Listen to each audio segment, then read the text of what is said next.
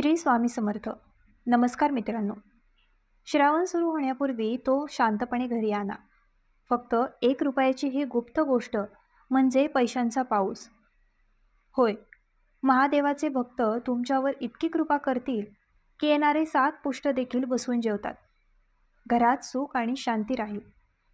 तुम्हाला फक्त 1 रुपयांची ही गुप्त वस्तू श्रावण सुरू होण्यापूर्वी तुमच्या घरात आणायची आहे. असे मानले जाते की श्रावण महिन्यात भगवान शिवाची पूजा केल्यास भक्तांच्या सर्व इच्छा पूर्ण होतात. पण तुम्हाला माहिती आहे का की श्रावणच्या आधी काही खास वस्तू घरी आणणे खूप शुभ मानले जाते. जर तुम्ही ही गुप्त गोष्ट श्रावण सुरू होण्यापूर्वी तुमच्या घरात आणली तर भगवान शिव प्रसन्न होतात आणि तुमच्या सर्व इच्छा लवकरच पूर्ण करतात. या सर्व गोष्टी भोलेनाथला खूप प्रिय आहेत. भगवान भोलेनाथ भोसले भंडारी हे भक्त आहेत. थोड्याशा प्रयत्नांमुळे ते आनंदी होतात. जर एखाद्या व्यक्तीने भगवान भोलेनाथांच्या या प्रिय वस्तूंपैकी एक वस्तू श्रावणच्या आधी त्याच्या घरी आणली तर भोलेनाथ त्याच्या आयुष्यातील सर्व त्रास दूर करतो. त्या व्यक्तीला आयुष्यात पुन्हा कधीही पैशांची कमतरता भासणार नाही. भगवान भोलेनाथ त्याला इच्छित वरदान देतात. तर चला जाणून घेऊया, पूजा आणि उपवास न करता भगवान भोलेनाथला घरी आणायला आवडणाऱ्या वस्तू कोणत्या आहेत. पण त्याआधी जर तुम्हालाही भोले बाबांवर विश्वास असेल तर हा व्हिडिओ नक्की आवडेल. आणि जर तुम्ही अजून चॅनलची सदस्यता घेतलेली नसेल तर चॅनलची सदस्यता घेऊन कमेंट बॉक्समध्ये हर हर महादेव, जय भोलेनाथ जरूर लिहा. 2026मध्ये श्रावण महिना कधी सुरू होईल आणि किती सोमवार येतील हे आधी जाणून घेऊया.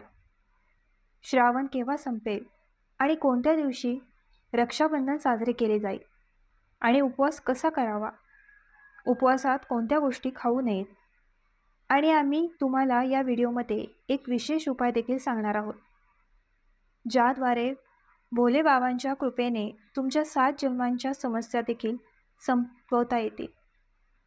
तसेच या व्हिडिओमध्ये आम्ही तुम्हाला सांगणार आहोत की ती कोणती गोष्ट आहे जी प्रत्येक व्यक्तीने आपल्या घरात हा श्रावण आणायलाच हवी. म्हणूनच भक्त या व्हिडिओमध्ये शेवटपर्यंत राहतील. श्रावण महिना भगवान शिवाच्या भक्तांसाठी प्रेम आणि भक्ती घेऊन येतो. हा प्रेम आणि भक्तीचा महिना आहे. पक्ष्यांच्या किलबिलाटांचे मधुर संगीतात रूपांतर होते. पावसाचे थेंब पृथ्वीचे चुंबन घेऊ लागतात. मोसमाची राणी पाऊस संपूर्ण वातावरणात हिरवेगार बनवतो. निसर्ग स्वतःच हलू लागतो. झाडे आणि वनस्पतींची पाने एकमेकांशी बोलू लागतात. या दिवशी भक्त उपवास करतात आणि भगवान शिवाच्या आगमनाची वाट पाहतात. असे मानले जाते की भगवान शिव स्वतः श्रावणच्या वेळी पृथ्वीवर येतात आणि आपल्या भक्तांच्या घरात राहतात आणि त्यांच्या खऱ्या भक्तीमुळे प्रसन्न होऊन त्यांचे जीवन आनंदाने आणि समृद्धीने भरतात. श्रावणातील प्रत्येक दिवस शुभ मानला जातो. दररोज गणेशाची पूजा केली जाते. पण जेव्हा श्रावण सोमवार येतो तेव्हा त्याचे वैभव काहीतरी वेगळेच असते. सोमवार हा अतिशय शुभ आणि फलदायी दिवस असतो. जे या दिवशी उपवास करतात त्यांना सर्व फळे मिळतात आणि त्या श्रद्धेने पुढच्या सोमवारची प्रतीक्षा करतात. तर भक्त आता तुम्हाला सांगतात की 2026मध्ये श्रावण महिना कधी सुरू होईल. त्यामुळे यावेळी भाविक श्रावण महिना 30 जुलै 2026 पासून सुरू होईल आणि 28 ऑगस्ट रोजी संपेल. म्हणजेच गुरुवारी 28 ऑगस्ट रोजी श्रावणचा शेवटचा दिवस साजरा केला जाईल आणि त्याच दिवशी रक्षाबंधनचा सणही साजरा केला जाईल. अशा प्रकारे श्रावण महिना पूर्ण 30 दिवस टिकेल. या 30 दिवसांसाठी शिवाच्या भक्तांना शिवाच्या भक्तीत विसर्जित केले जाईल आणि उपवास आणि धार्मिक विधी केले जातील. हिंदू श्रद्धांनुसार श्रावण महिन्यात भगवान शिवाची पूजा केल्याने सौभाग्य आणि समृद्धी मिळते. आता जाणून घ्या श्रावणमध्ये किती सोमवार येतील आणि कोणत्या तारखेला उपवास करावा लागेल. त्यामुळे लक्षपूर्वक ऐका. यावेळी श्रावणमध्ये एकूण 4 सोमवार असतील. श्रावणचा पहिला सोमवार 3 ऑगस्टला येतो. दुसरा सोमवार 10 ऑगस्टला, तिसरा सोमवार 17 ऑगस्टला आणि चौथा सोमवार 24 ऑगस्टला 2026ला येणार आहे. त्यामुळे तुम्ही सावनमध्ये कोणत्या वस्तू खरेदी करायच्या हे आता भक्तांना कळू द्या. सर्वप्रथम ज्यांना या सावन महादेवाला खुश करायचे आहे त्याने हा सुंदर व्हिडिओ पसंत करून चॅनलची सदस्यता घेतली पाहिजे आणि टिप्पणीमध्ये हर हर महादेव किंवा ओम नमः शिवाय असे लिहिले पाहिजे. तर चला आता महादेवांच्या आवडत्या गोष्टींबद्दल जाणून घेऊया. भक्तांना पहिल्या गोष्टीबद्दल बोलू द्या. जर तुमच्या घरात भगवान शिवाचे छायाचित्र किंवा मूर्ती नसेल तर तुम्ही ती बाजारातून किंवा कोणत्याही मंदिरातून आणणे आवश्यक आहे. मंदिरातून घेतलेली मूर्ती आणखीन पवित्र मानली जाते. तुमच्यासोबत एक छोटीशी शिवलिंग घेऊन या. संपूर्ण श्रावण महिन्यात भगवान शिवाची पूजा करणे खूप शुभ मानले जाते. जर तुमच्याकडे दूध नसेल तर तुम्ही केवळ गंगाजलाने अभिषेकही करू शकता. भगवान शिव खूप प्रसन्न झाले. भक्तांसाठी दुसरी सर्वात महत्त्वाची गोष्ट म्हणजे गंगाजल. सावनमध्ये घरी गंगाजल असणे खूप शुभ मानले जाते, कारण गंगाजल शिवाय पूजा अपूर्ण मानली जाते. जर तुमच्या घरात आधीच गंगाजल असेल तर ते खूप चांगले आहे, नसेल तर लगेच घ्या. जेव्हा जेव्हा तुम्हाला अभिषेक करायचा असेल तेव्हा तुम्ही सामान्य पाण्यात थोडेसे गंगाजल मिसळून भगवान शिवाचा अभिषेक करू शकता. हे खूप शुभ मानले जाते. आता तिसरी महत्त्वाची गोष्ट म्हणजे चांदीची नंदी. जर तुम्हाला पैशांच्या कमतरतेमुळे त्रास होत असेल तर सावन सुरू होण्यापूर्वी चांदी तयार केली जाते. नंदीला घरी आणा. सावनच्या कोणत्याही सोमवारी नंदीला घरी आणा आणि पूजेनंतर त्याची स्थापना करा. नंदी हे भगवान शिवाचे वाहन आहे आणि ते घरात ठेवल्याने समृद्धीचा मार्ग मोकळा होतो. ही एक धार्मिक श्रद्धा आहे. उत्पन्नाचा खेळ खेळण्याची खात्री करा. यामुळे घरातील सर्व नकारात्मक ऊर्जा दूर होईल. जर एखाद्या मुलाला भीती वाटत असेल तर तुम्ही हा डमरू त्या मुलाच्या खोलीतही ठेवू शकता. असे केल्याने मुलाला कोणतीही भीती वाटणार नाही. भक्तांसाठी पुढील गोष्ट म्हणजे सर्प. भगवान शिवाच्या मानेवर सर्पदेवता विराजमान आहे. म्हणूनच हिंदू धर्मात गणेश पूजेचे खूप महत्त्व आहे. श्रावण महिन्यात चांदी किंवा तांब्याचे नाग घरी आणा आणि ते घरी नेऊ नका. मुख्य दरवाजाच्या सभोवती ठेवा. भाविक ते घराच्या आतही मुख्य दरवाजाजवळ ठेवू शकतात. जर तुम्हाला चोरी होण्याची भीती वाटत असेल तर तुम्ही ते लपवून ठेवू शकता आणि ते ठेवण्यापूर्वी तुम्ही ते पवित्र करून त्याची पूजा केली पाहिजे. हा सर्पदेव मुख्य दरवाजातूनच घरात येणारी दुष्टता परत करेल. जर तुम्ही दोष किंवा कालसर्पदोषाने ग्रस्त असाल तर श्रावण महिन्याच्या आधी किंवा श्रावण महिन्याच्या पहिल्या दिवशी, श्रावण महिन्याच्या शेवटच्या दिवशी तुम्ही नागनागिनींच्या जोडीसह तुमच्या घरी आला होता.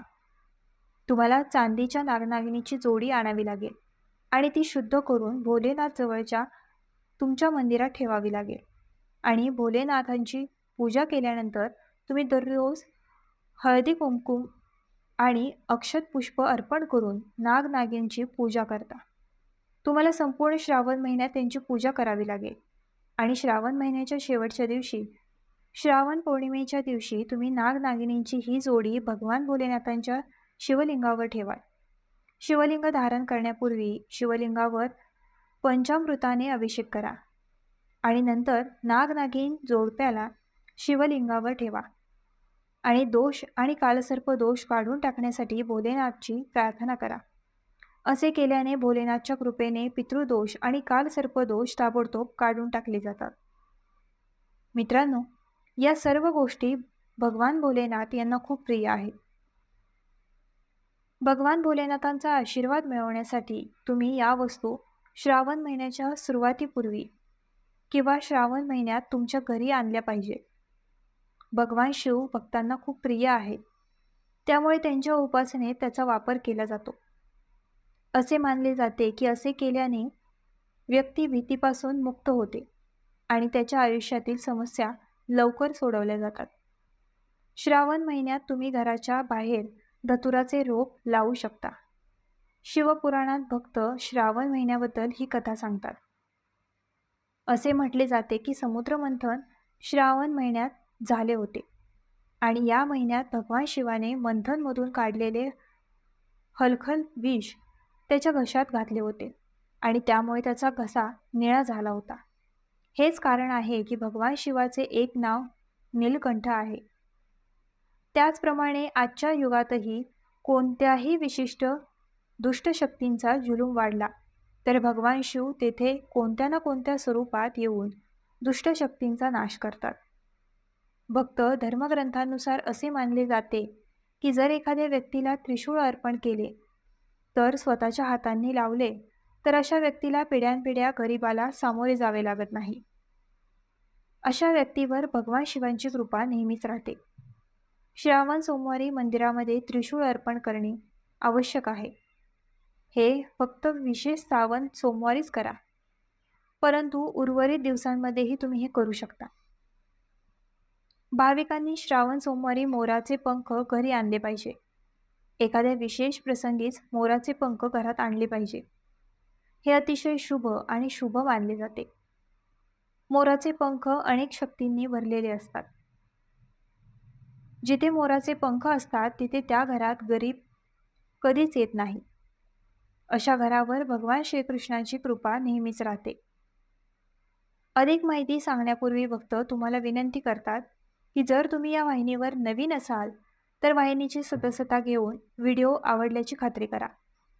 तसेच तुम्ही तुमची राशी टिप्पणी चौकटीत ठेवली पाहिजे, कारण आम्ही राशीशी संबंधित नशीब आणि नशिबात चालू असलेल्या समस्या दूर करण्याचे सर्वात सोपे मार्ग देखील सांगतो.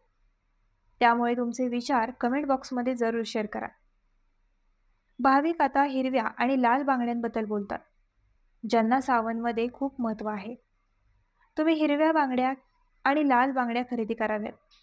सावनच्या पहिल्या सोमवारी माता गौरीला या बांगड्या अर्पण करा. मग तुम्ही ते संपूर्ण हंगामात घालू शकता. तुम्हाला हवे असल्यास तुम्ही पाठीमागे लाल बांगड्या देखील घालू शकता, ज्या माता पार्वतीसाठी आहेत. हिरव्या बांगड्या भगवान शिवाला प्रिय आहेत आणि जेव्हा जेव्हा तुम्हाला काचेच्या हिरव्या आणि लाल बांगड्या मिळतील तेव्हा तुम्ही त्या आगाऊ खरेदी करून ठेवल्या पाहिजेत. आता महिलांसाठी आणखीन एक महत्त्वाची गोष्ट आहे. जेव्हा जेव्हा तुम्ही सावनच्या सोमवारी उपवास करता आणि त्या दिवशी पूजा करता तेव्हा केवळ 16 मेकअप करून पूजा करा. असे केल्याने घरात सुख आणि समृद्धी राहते. जर एखादी स्त्री सावनच्या सोमवारी पूर्ण मेकअप करून पूजा करत असेल तर महादेव अत्यंत आनंदी असतो आणि सावनच्या सोमवारी येणाऱ्या 4 सोमवारांपैकी एका दिवशी तुम्ही माता पार्वतीला पूर्ण मेकअप करायला हवा. आणि त्यातील सर्वात महत्त्वाची गोष्ट म्हणजे सिंदूर. तुम्ही माता राणीला सिंदूर अर्पण केलेच पाहिजे, कारण यामुळे माता राणी तुमच्या पतीचे रक्षण करेल आणि तुमच्या पतीचे वय आणि प्रगतीला आशीर्वाद देईल. भगवान शिवासाठी चंदन किंवा रोली खरेदी करा. तुम्ही लाल चंदनाचे लाकूडही घेऊ शकता. या सर्व वस्तू किराणा दुकानात मिळू शकतात. त्यामुळे भाविकांनी या सर्व गोष्टी खूप महत्त्वाच्या आहेत की तुम्ही श्रावण सुरू होण्यापूर्वी योजना आखली पाहिजे, जेणेकरून जेव्हा सावन येईल तेव्हा तुम्ही पूर्ण विश्वासाने आणि नियमांनी भगवान शिवाची पूजा करू शकाल.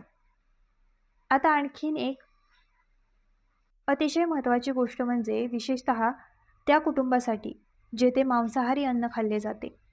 जर तुमच्या घरात कोणी मांसाहारी अन्न खात असेल आणि फक्त एकच स्टोव्ह असेल ज्यावर सर्व अन्न तयार केले जाते, तर श्रावण सुरू होण्यापूर्वी तुम्ही एक वेगळा स्टोव्ह खरेदी करणे आवश्यक आहे.